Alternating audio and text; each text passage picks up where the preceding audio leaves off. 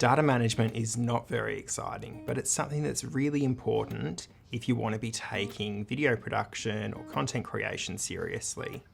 If you lose the data that you've captured, you might be set back hours, or you may have wasted lots of money. Sometimes it's a real simple process where you're just using one card and one camera and it's for a personal project or a travel film or travel photos, and that's really easy to manage and it's fairly low stakes. But as you move up professionally, you might be shooting things like weddings where you don't get to retake anything, so you need to make sure that that data is secure. Or if you're working on commercials or films or anything like that, you need to make sure that the data you captured is able to be used, because there's so much money and so much time put into capturing it that if you lose it, you've wasted a lot and you're going to look like a bit of an idiot. Now, on the higher end of things, there are data wranglers and there's people who are dedicated to making sure that data is secure, and that's something that I'll get into another time. But today I want to talk about when you're the person capturing the footage and you need to manage it yourself. So today I want to take you through how I manage the data on projects that I shoot, whether that be a freelance gig or a project I'm working on or a YouTube video like this. Now, from the start, I want to say that my data management solution is not perfect for everyone, and there's definitely some flaws with it, but it's a system I've come up with that strikes a balance between being simple enough to do every time and having the redundancy and backup built in to make sure that my files are safe if anything goes wrong. But this is just my process for projects where I'm the only person involved or smaller scale video production projects. Backups are important. They're a key part of making sure that your data is safe if anything goes wrong. And things can go wrong. Your data may corrupt out of nowhere, a drive may fail, there may be a power surge, or you may just lose or have a drive stolen. Backups and redundancy are not the same thing.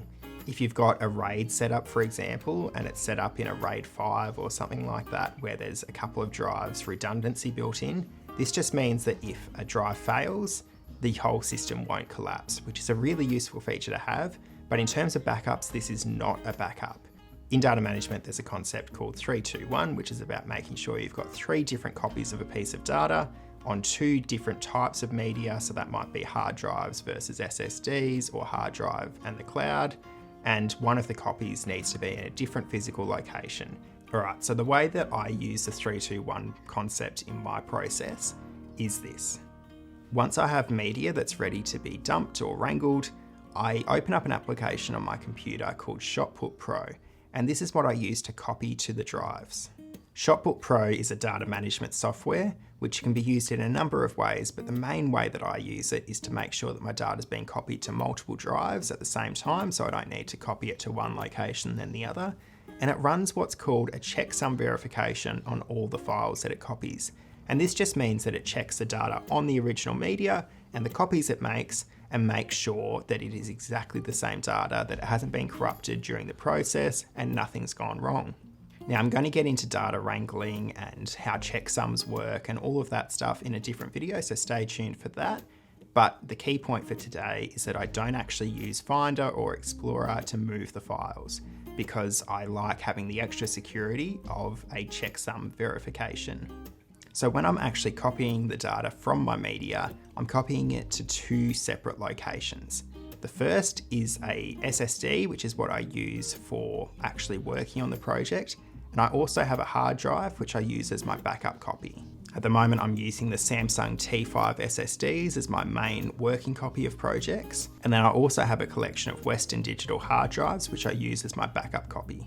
I've affectionately called these my canaries. I have a set of these yellow drives, and it makes it really obvious that this is the backup copy. And if I see one of these in my office, I know that it shouldn't be there, and it needs to go into the location where I store them separate to my office. So once we've copied all the data across, we've got our SSD copy, which is our main working project, where we can actually edit the project or do what we need to do with it.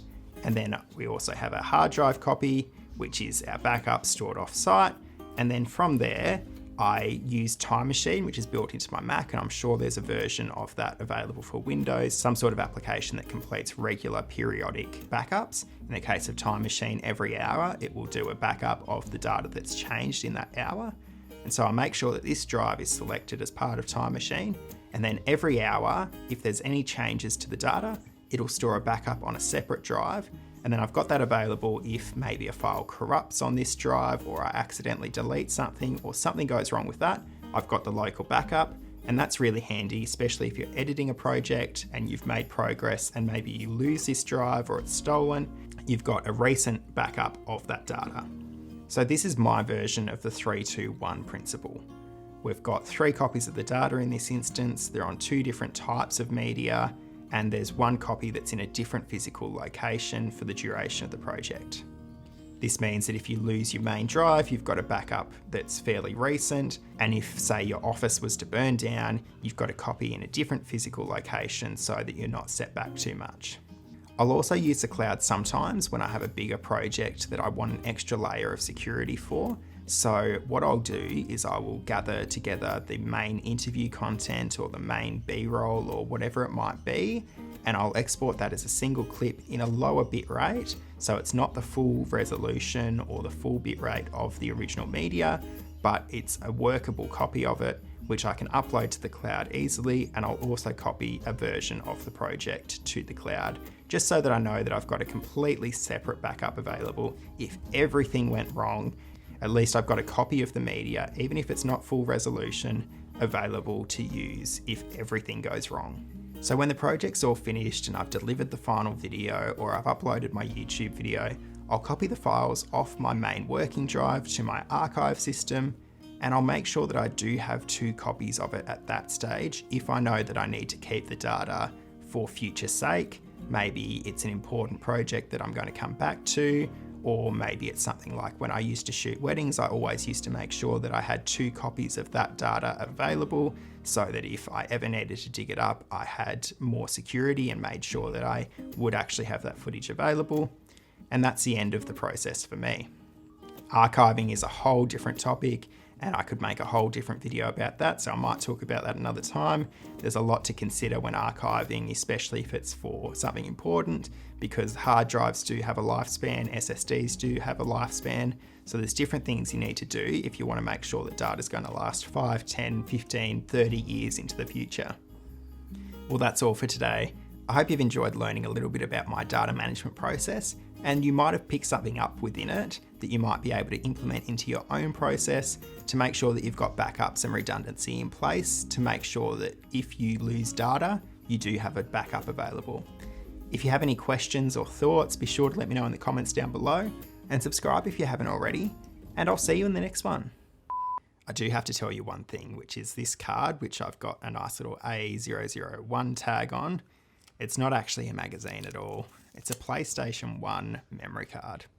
Maybe you've got to wrangle one of those, who knows? It's just what I had laying around.